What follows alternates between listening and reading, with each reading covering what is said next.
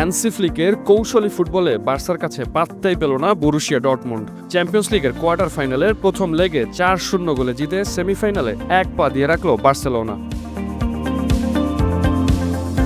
ঘরের মাঠে শুরু থেকে আক্রমণাত্মক খেলা কাতালান ক্লাবটি প্রথমার্ধে খুব সুবিধা করতে পারেনি, পেয়েছে মাত্র একটি গোল। ২৫ মিনিটে গোলটি করেন দুর্দান্ত মৌসুম কাটানো ব্রাজিলিয়ান ফরওয়ার্ড রাফিনিয়া।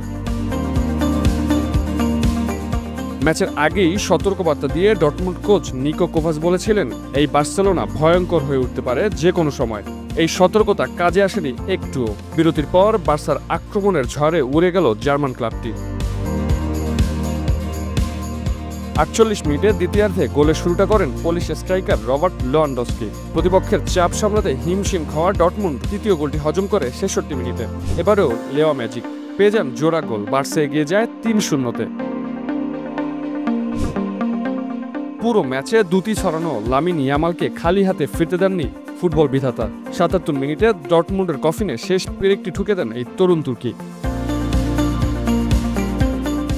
২ লেগে খেলা হলেও প্রথম লেগে এমন জয়ে সেমিফাইনালের আশা করতেই পারেন বার্সা সমর্থকরা। আগামী মঙ্গলবার ডর্টমুন্ডের মাথায় হবে ফিরতি লেগ।